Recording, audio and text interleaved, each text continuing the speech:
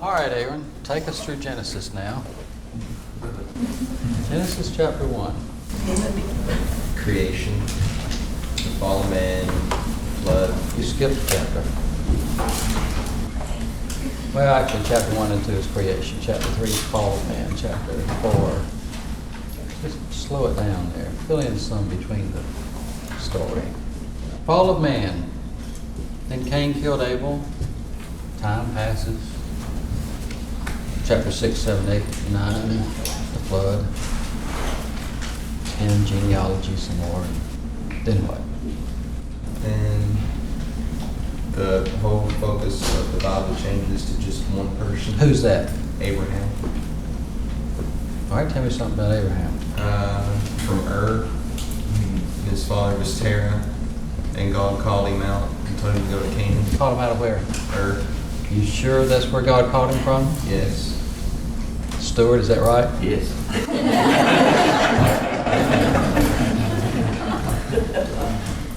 Okay, so he went across the desert straight out of Ur into Canaan. Is that right? No, he followed the Euphrates River up and then followed the shoreline down. Oh, so he went up to Haran first. Yeah. All right. Then what? And then he set up a grove and an altar at Beersheba.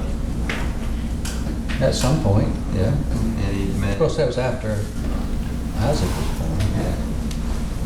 And God promised him as many children as there were the stars. Yeah, that's a lot of children. Yeah. And then? Then he met Melchizedek, the priest. Hey, that's right. And he paid tithes. You don't know what chapter that is, do you? No. 14. Set up the altar at Beersheba in 22. But go ahead. Then he went down to Egypt and met Pharaoh. And Pharaoh Oh, tried you're to- going backwards. I'm going That's backwards. chapter 13. But that's all right, as long as you get it all in there. Eat your dessert first, it's okay with me. And he went back up to Canaan. Why did he go to Egypt? Why did he go to Egypt? Famine. Because of famine in Canaan, okay? Now, he got rich when he went to Egypt because God punished Pharaoh for taking, who did Pharaoh take? Sarah. Sarah. Why did he take her? That was odd. She was beautiful. And Abraham told him it was his sister. She was beautiful and single. Aha. As far as he knew. So, after that, Pharaoh said he got tricked by Abraham. yeah, he didn't like it, did he? No. And he paid Abraham. The same thing happened in Canaan Mm-hmm. with another king. Yeah, he did it again. Why did Abraham lie? Well, it was his sister. Well, half-sister. It was a half-lie. Which is a whole lie in disguise.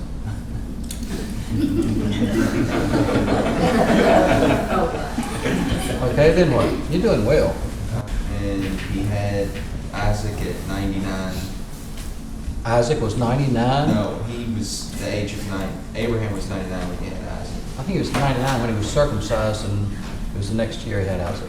So it's probably right around 100. And he had Ishmael by his wife's handmaid. Who came first, Ishmael or Isaac? Ishmael. Okay. I just kind of, You just throw it all in there. Vegetables, dessert, everything. Then what? his name was changed when he was 99 to Abraham. That's right. That's where we get Abraham from. Then keep right on going. That's about all I can do. With Abraham? That's all I can think of right now. No, go right ahead with Isaac.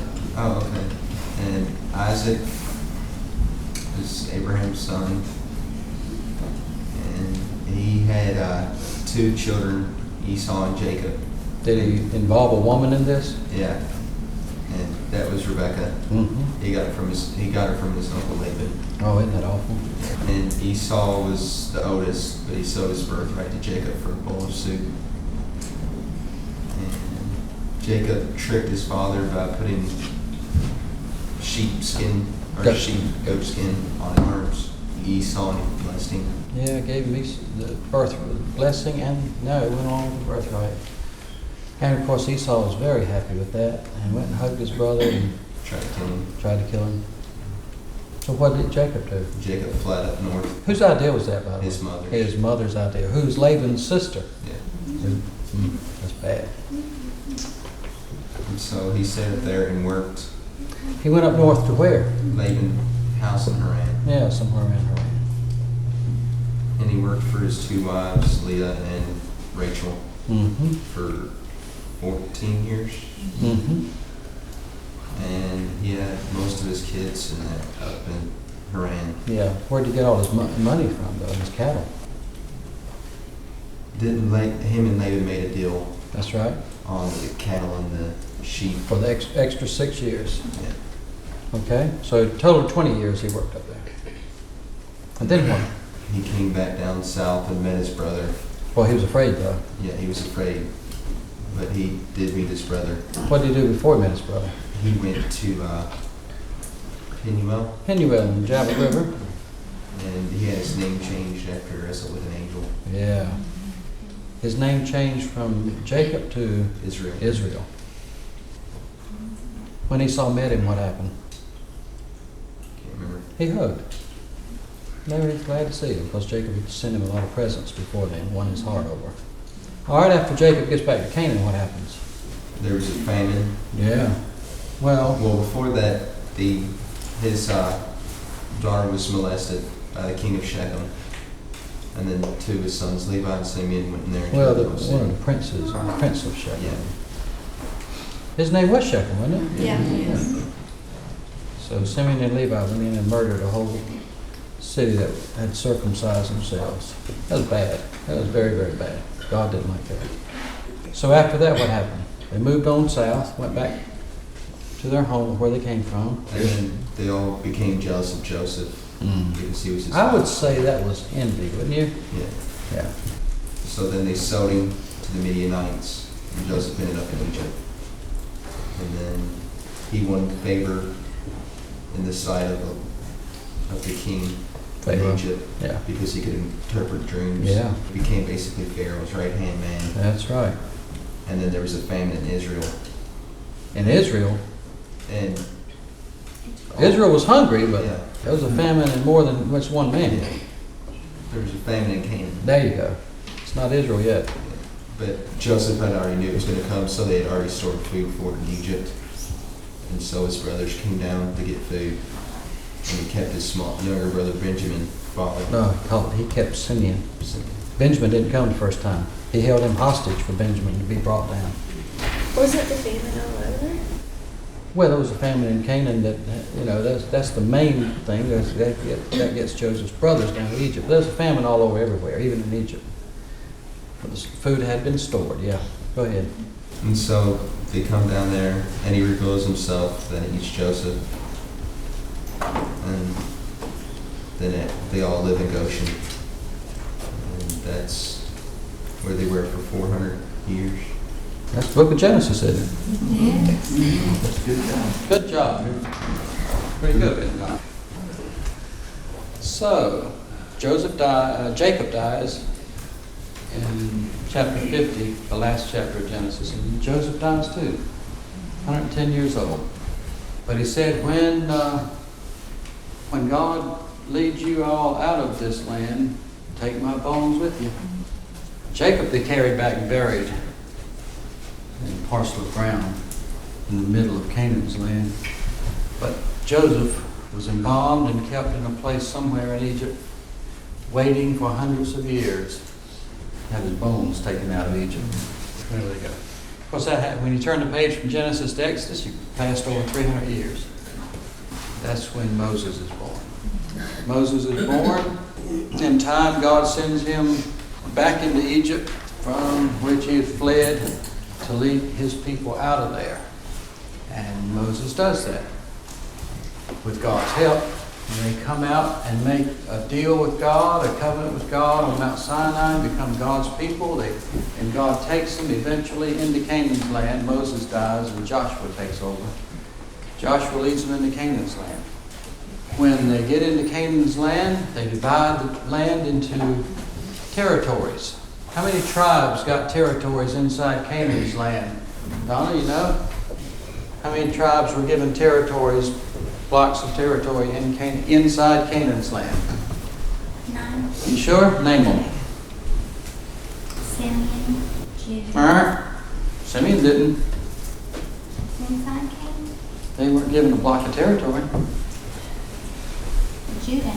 Judah, Manasseh. Half of Manasseh. half of Manasseh. Benjamin.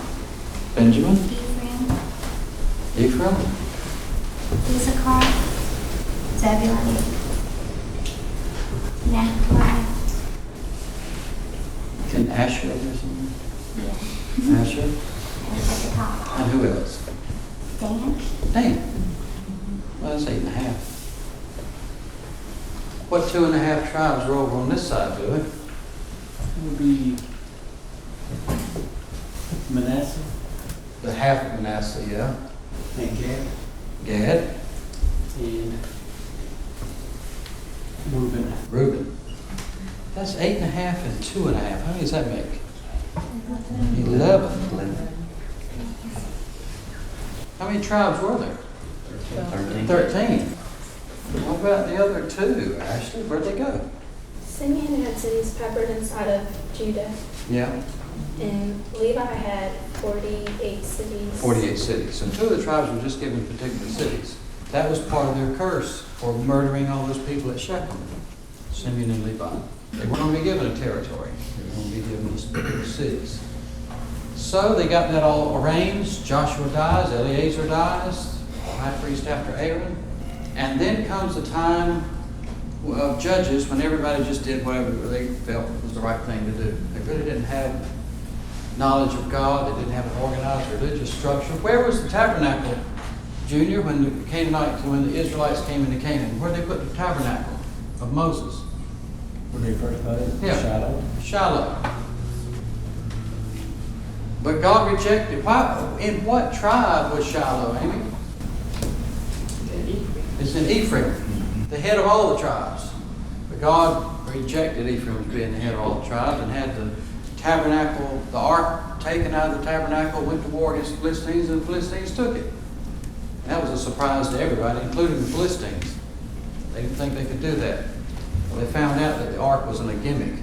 You had to live right to have the ark have its power, have God's presence with it. So, the Philistines took it for several months. They had it there, and they didn't like what happened as a result of having it there, so they sent it back. And where did God take it? What tribe did God send it back to? Judah. According to David, God revealed to him that Judah was the one who was going to replace Ephraim now as the head of the tribes, and that God had chosen a city. What city, Paul? To be the head, capital of all of Israel. What city in Judah? Jerusalem. To be the capital of all the tribes now. In what territory, Psalm, was Jerusalem? Benjamin. That's right. It wasn't even in Judah. It was right on the border of Judah. It was part of Benjamin, actually. So David was made king instead of Saul when Saul backslid. The first king that Israel wanted was Saul. He didn't do right. God rejected him, and David took over. And when David murdered a righteous man and stole his wife away, committed adultery, first they murdered him to cover it up. And God wiped out all of David's line, except he didn't do that because he had already made a promise to David that he'd always have a man on the throne. David knew he deserved it. When Nathan came to him and told him what he'd done and said, "You're the man," David said, "I have sinned against the Lord." He knew his days were over. That was it. And Nathan said, "God has put away your sin." Wow. There's no way to explain that in the Old Testament. There was no forgiveness for murder. Even if somebody went to God's altar and held on to it, God said, "Take him away from my altar that he may die." No mercy to the murderer in the Old Testament. David had murdered a godly man, and God put that sin away. David couldn't explain it. Nathan couldn't explain it. Nobody could explain it. It was New Testament mercy in an Old Testament setting. So David's line continued. Who was king after David? Doris? Solomon. Solomon. Who's king after Solomon? Rehoboam. Is that all? That only king after Solomon? No. That's far I know. Sorry. No. Who was king at the same time Rehoboam was king? Oh, you mean Jeroboam? Is that what I mean? Well, I don't know. Jeroboam was king of the north and Rehoboam. So now we've got a divided nation, right? Oh, no. I don't know. Well, at the same time, that's the only two kings were, I mean, that's when it's south and north. That's a divided kingdom, right? Right. Sorry. Got two kings. Well, why was the kingdom divided, Tammy? Jeroboam got scared. No, just hold on a second. Jeroboam got scared. That was after the kingdom was divided. Here's Solomon up here. He's the king of the whole thing. After his death, here's Solomon over here. He's the king of all of Israel. After he dies, Rehoboam's king. But Doris said there was another king at the same time called Jeroboam. I'm asking you, why are there two kings? And you're saying because Jeroboam was scared. Now hold on a second. I know. Okay, go ahead and tell me. Solomon messed up. Solomon did mess up.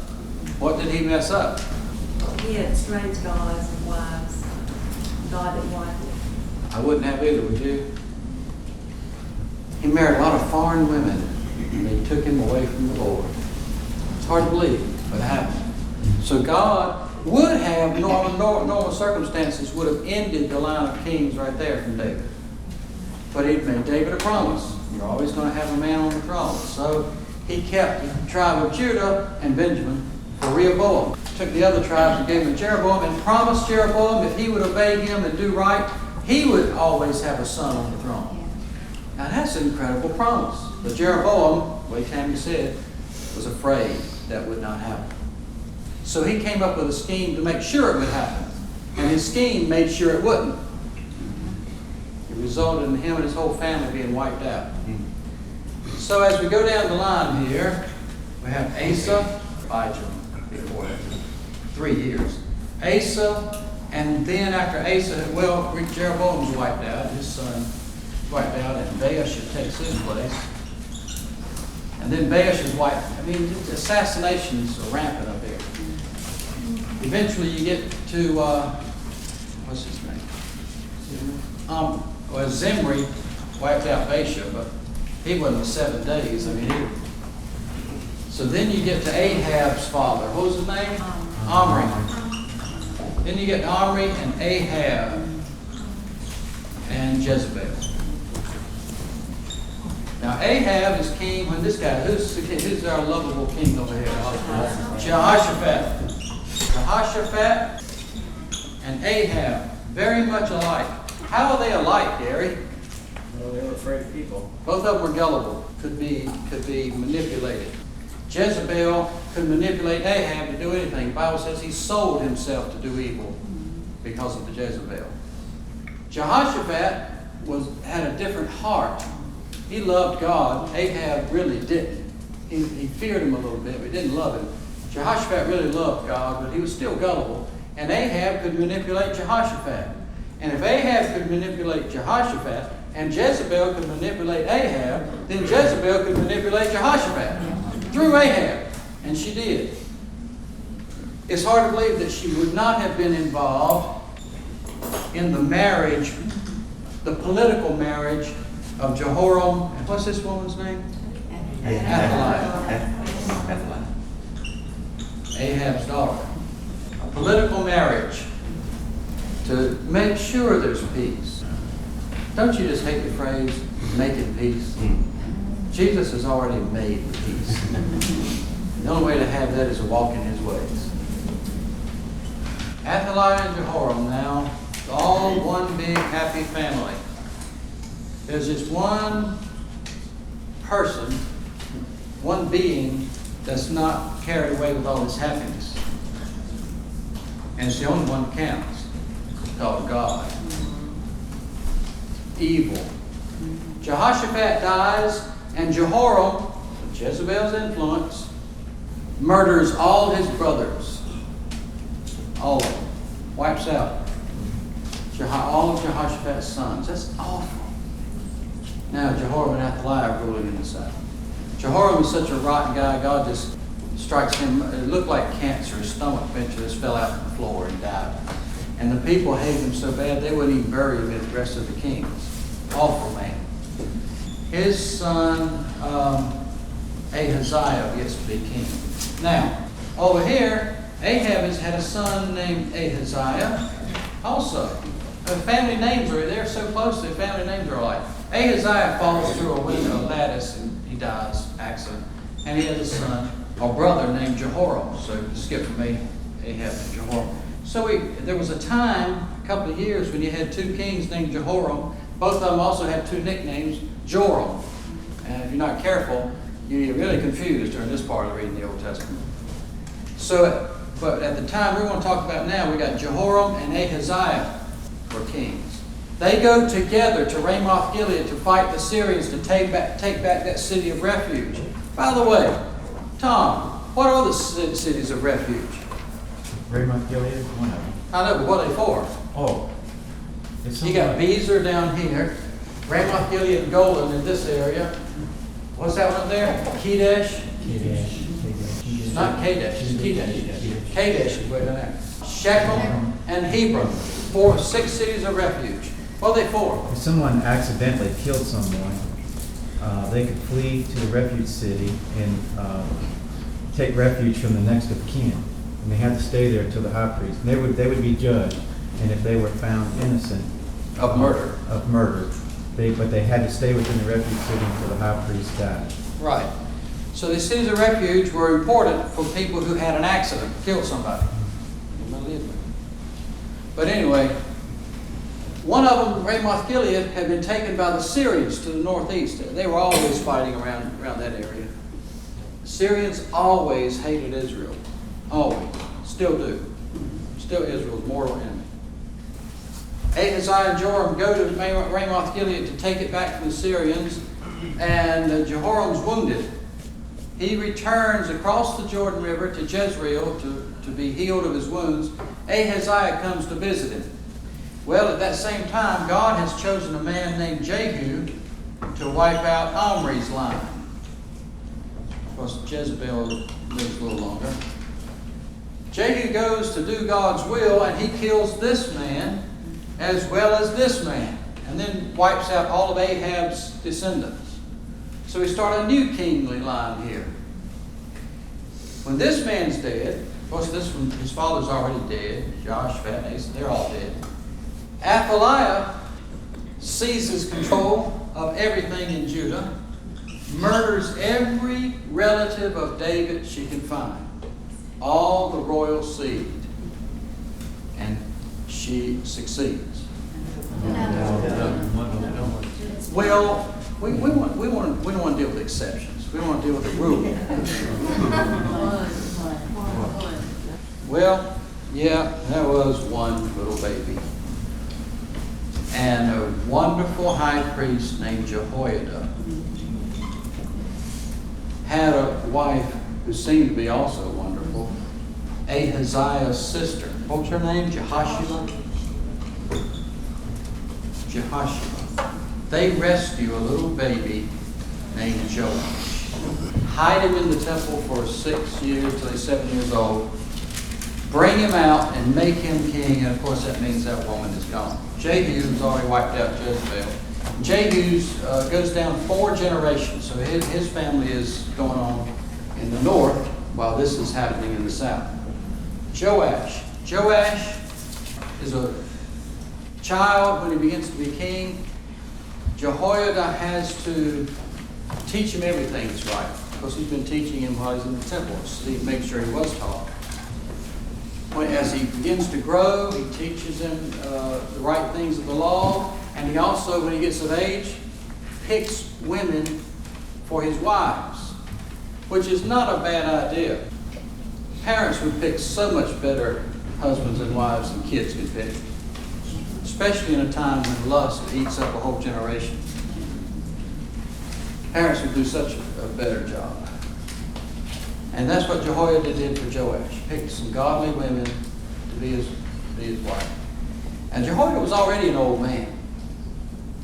And he died. And he had done so much good for God's people. They buried him with David and Solomon and Jehoshaphat and Asa and the other righteous men, the other good kings. As soon as Jehoiada dies, the princes come to Joash and become his friend and flatter him and lead him down the wrong road. And he goes.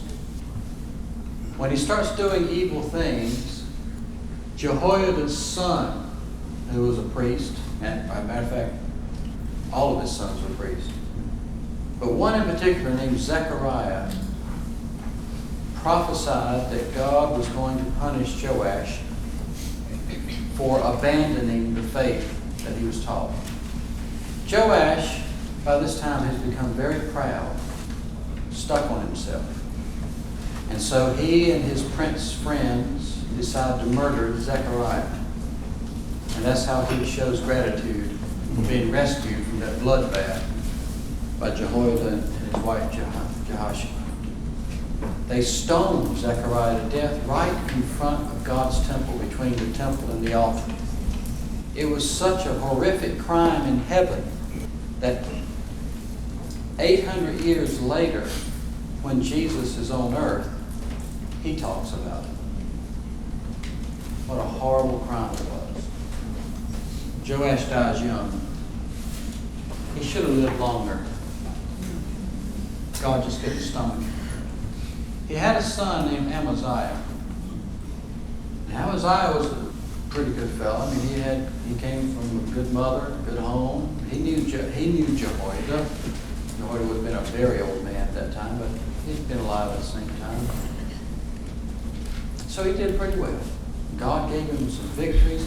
He even went south and fought against the Edomites way down in the south and beat and defeated their army. But there was something about their gods that just impressed him. And so he commanded his soldiers to grab some of their gods. He was going to take them back to Jerusalem and worship them. And he did. And God sent a prophet to him and said, "What are you doing? Their gods couldn't help them. Why are you praying to them? Look what I've done for you." Of course, he was angry by that. So that prophet got in trouble. Amaziah dies. And who's after Amaziah? Uzziah. Uzziah follows the same pattern as his father. He's a good man to start with. God blesses him beyond even his father. He gave him wise men to be soldiers and engineers. He invented siege weapons, war weapons, loved husbandry, loved to farm and take care of animals. God blessed him, but when he was blessed right at the most, it says he got proud. Joash became proud of his. Amaziah became proud. Now Uzziah's proud. Uzziah got so proud he figured, I don't need a priest to go burn incense for me. I can go into God's temple and burn my own incense. So he goes into God's temple, and the priests are there telling him, does not pertain to you, O King Uzziah. You're out of your place. And when you are out of your place, there is nothing you can do right. Everything you do is going to lead to a disaster. When you're out of your place. Amen. There was nothing wrong with burning incense, but it wasn't his place to do it. Burning incense was fine if the right person was doing it at the right time. Uzziah was there to burn his own incense. And he wouldn't listen to the priest. He had his soldiers there with him, of course. He never, these people with slaves and servants didn't go places by themselves. They always had attendants to handle things and do things for them. So he was there with some of his entourage, and he went ahead and touched the holy things. And when he did, he started to have a feeling at the top of his head, and the skin started changing color, and leprosy started coming across his face. And when the priests saw it, their mouths popped open. They screamed because there was leprosy in the temple of God. It could not be tolerated. They were going to grab him and throw him out of there, and it says he himself was willing to go. But it's too late. It's too late. God help us do the right thing before we get willing to go. If he had been willing to go before God struck him with leprosy, he could have avoided the plague. God ever had to do anything to you to make you willing to go, get in your place? But what he found when he left was there really was no place for him anymore. Covered with leprosy, he wasn't considered fit to function as king anymore. He had to live in a separate house. He might have still had to put his press with his ring and that hot wax on the letters, but it was all done through his son Jotham. Jotham took over and acted as king, and Uzziah lived in a separate house until he died. Now over here, Jehu had a son named Jeroboam, a grandson or whatever. We call him Jeroboam II, keep him separate from this first one, Jeroboam first. He's a pretty powerful guy. God has caused such suffering in the north. He's had to give him a little peace now. Jeroboam is a pretty good conqueror. He regains land that Syria has taken. It's a time of prosperity. And unfortunately, for a prophet named Amos, it was a time of relative prosperity in the north because they were prospering so much they couldn't believe anything he had to say to them about what was coming, because they continued in Jeroboam's sin, his new religion, to rescue his nation from Jerusalem and David's seed. So we don't hear much from Amos. He may have been killed or just gotten rid of somehow. Amos was there. This is from the days of Uzziah and Jeroboam. We get Amos, we get the prophet Isaiah, we get the prophet Hosea, and we get the prophet Micah.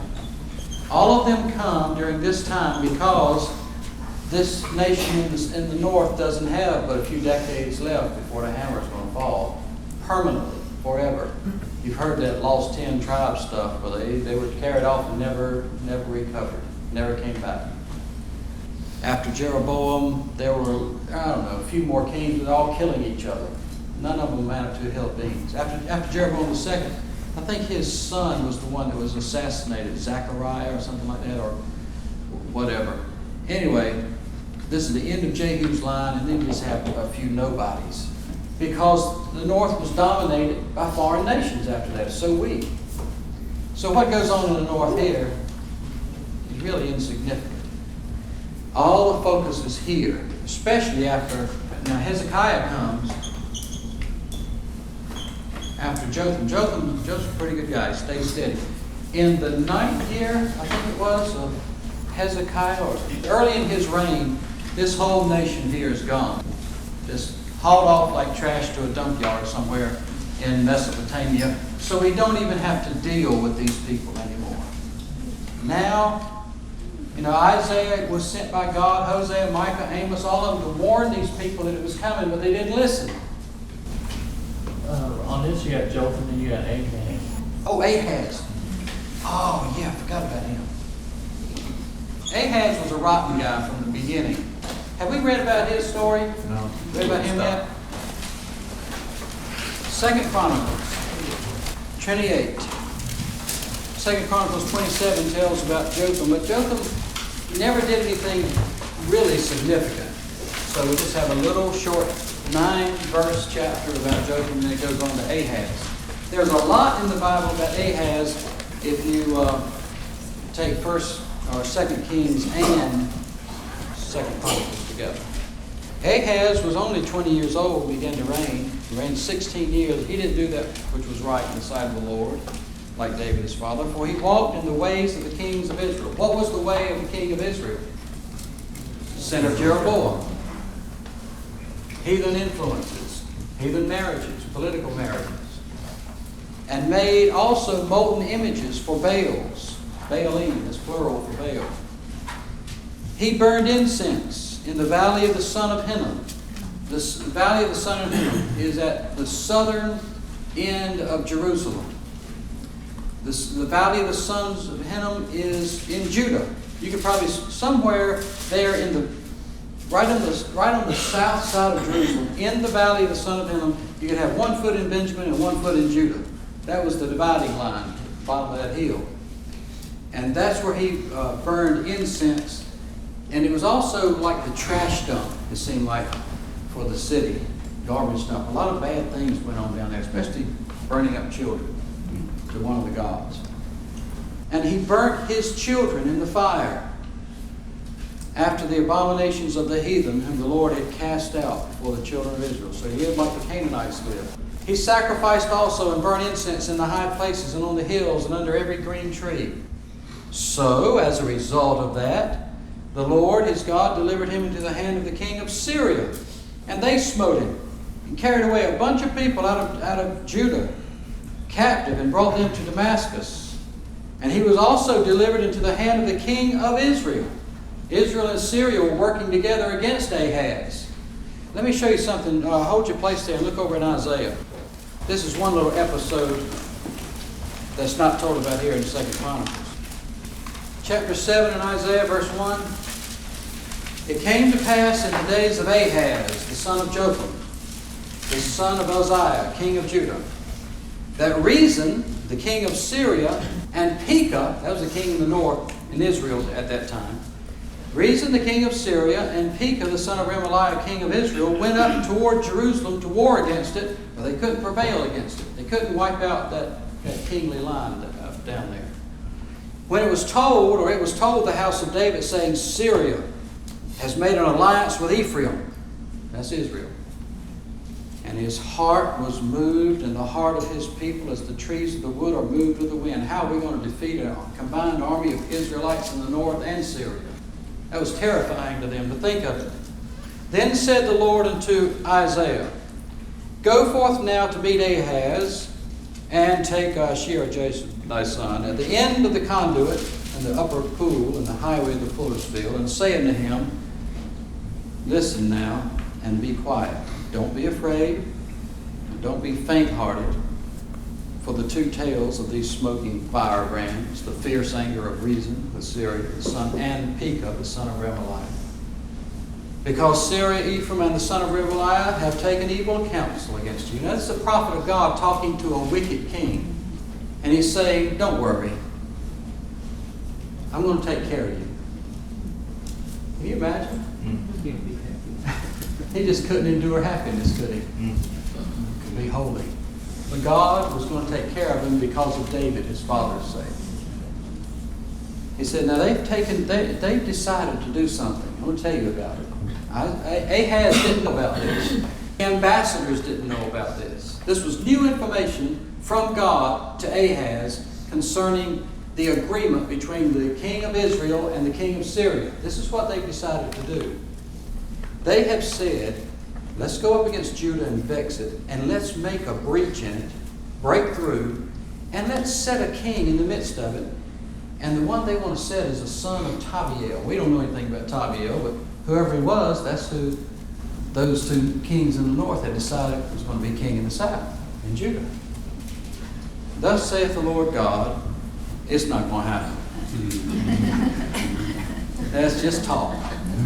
So when you hear rumors of this, know that I have already known about it. It is not a surprise to me.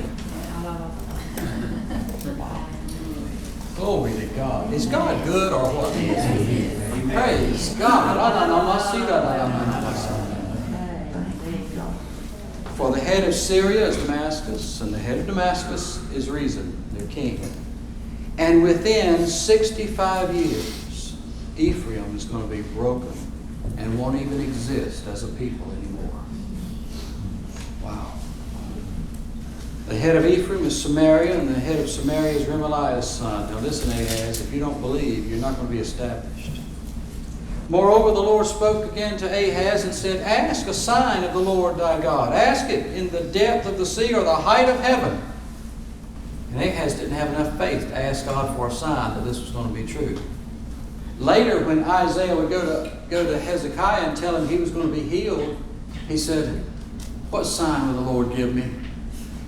And no, I think Isaiah asked him. We'll read about it anyway. One of them said, if Isaiah asked Hezekiah to ask the Lord for a sign, He said, let the sun go backwards 10 degrees. It's easy to make it go forward. How can it be easy to make the sun go forward 10 degrees? That might be a fluke, but if it goes backwards, I'll know it's God.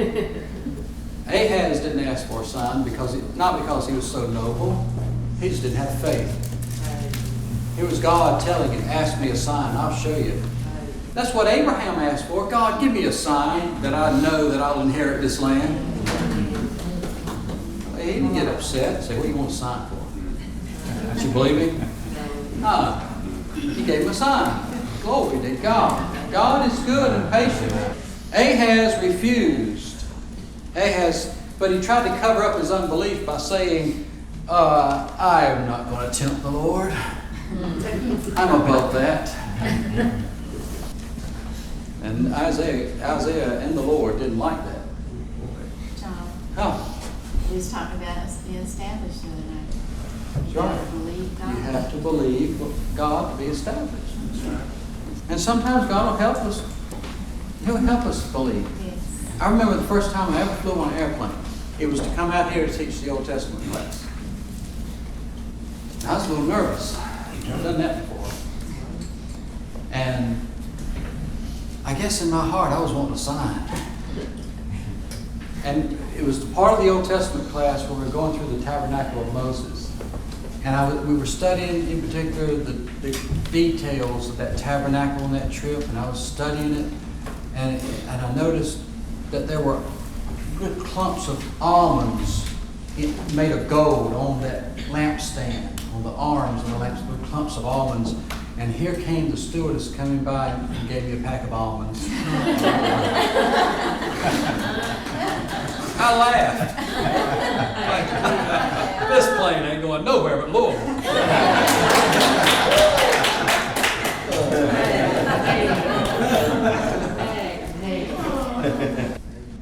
Isaiah said to him, hear now, O house of David. He was talking to Ahaz, O house of David. Is it a small thing for you to weary men, but will you weary my God also? That's what that fake concern, that fake nobility, that fake faith. Therefore the Lord himself shall give you a sign. Behold, a virgin shall conceive. Glory to God. I told you to ask me something hard. A virgin shall conceive and bear a son, and she'll call his name Emmanuel. Glory to God. That means God with us. Butter and honey shall he eat, that he may know to refuse the evil and choose the good. For before the child shall know to refuse the evil and choose the good, the land that thou abhorrest shall be forsaken of both her kings. That was fulfilled in Jesus' time as well as back here. That's really something. Wow. The Lord shall bring upon you and upon your people and upon your father's house days that have not come from the day that Ephraim departed from Judah, from the days of Jeroboam and Rehoboam, even the king of Assyria. The king of Assyria is coming against this land. And it shall come to pass in that day that the Lord shall hiss for the fly that is in the uttermost part of the rivers of Egypt, and for the bee that is in the land of Assyria, and they shall come, and they shall rest all of them in the desolate valleys, and in the holes of the rocks, and upon all the thorns, and upon all the bushes. They're going to cover this land. And the same day shall the Lord shave with a razor that is hired. He's going to shave Judah. He's going to cut him right down to the basic skin. Namely, by them beyond the river, by the king of Assyria, the head and the hair off of the feet, and it shall consume the beard. And it shall come to pass in that day that a man shall nourish a young cow and 2 sheep, and it shall come to pass for the abundance of milk. Well, he goes on. Let me tell you what happened. After Ahaz dies, Hezekiah comes up, and the king of Assyria attacks the north and wipes it out. There's no stopping him. No stopping him. Powerful king. And the Assyrians were incredibly cruel, skinning their enemies alive, just horrible. And they had a policy to make sure there was no rebellion, or to help make sure there was no rebellion against them. They would conquer one country and remove the whole population to another place they had conquered, take those people and switch them over here, and just switch people around so nobody was in their native land, so nobody had that much of desire to defend their homeland or recover themselves and set up their own nation again because they weren't even in their own land. It was a brilliant strategy, and it worked. The Syrians were never overthrown by the people that they conquered. It was only by outsiders. And after they got weak, the Egyptians wanted to help finish them off. After God defeated them.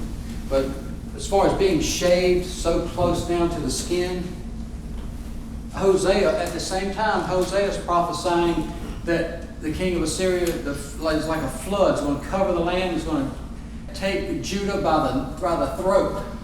It's going to have it like this in a death grip. But he's going to be destroyed. And that's what we read in Hezekiah's time. Hezekiah is a very righteous man, unlike his father. Now let's finish up with Ahaz here in 2 Chronicles, and we'll get to the rest of the story. At the end of verse 5, we read in 2 Chronicles 28, he was also delivered into the hand of the king of Israel, who smote him with a great slaughter. The Israelites and the Syrians did begin to win victory in Judah. Pekah, the son of Remaliah, slew in Judah 120,000 men in one day, valiant men, because of why? Why did he win? Because they had forsaken the Lord God of their fathers, thanks to Ahaz. But they were not going to set another king down in Jerusalem. God had promised David that was not going to happen. Then it tells who killed who a little bit. Verse 8. And the children of Israel carried away captive of their brethren 200,000 women, sons, daughters, took away spoil and brought them to Samaria, where there was a prophet of God up there named Oded. And he went out in front of the army that came to Samaria and said, look, because the Lord God of your fathers was angry with Judah, he has delivered them into your hand. You have slain them with a rage that reached up to heaven. And now you intend to keep under or to enslave the children of Judah and Jerusalem for bondmen and bondwomen. That's the lowest form of slave. But are there not with you, even with you, sins against Jehovah? You're carrying on the sins of Jeroboam. That's a sin against Jehovah. Now hear me therefore, and let these captives go, that you have taken from your brethren, for the fierce wrath of Jehovah is upon you. And amazingly, there were some men who agreed with him, the leaders of the army. It's almost incredible that they would even believe such a thing. And they stood up against the men that came from war. In verse 13, and they said unto them, you shall not bring in the captives here. We have offended against the Lord already, and you intend to add more to our sins and to our trespasses. For our trespass is great, and there's fierce wrath against Israel. And even more amazing, the army listened to them. Because God was not going to let this happen. You ever seen wicked people do a right thing? It's God determining they're not going to have their way. They don't even know how they do it. So the armed men left the captives and spoil. We left them with the princes and all the congregation. And the men which were expressed by name, they chose some men, rose up, took the captives and the spoil, with the spoils that had been brought from Judah, put clothes on them and put shoes on them, gave them something to eat and drink, cleaned them up, anointed them, and carried all the feeble of them on asses, and brought them down to Jericho, the city of palm trees, and turned them loose. Jericho's in the tribe of Benjamin. Now at that time, the king Ahaz sent to the kings of Assyria to help him. He knew the Syrians and the Israelites in the north were gathered together against him. They had already defeated them in this horrible battle. So he took precious things from God's temple, if he had any, and other taxes probably, and sent them way up here to the king of Assyria, which is way up here in the northern Mesopotamia, modern-day Iraq. Nineveh was the capital. That's over here somewhere.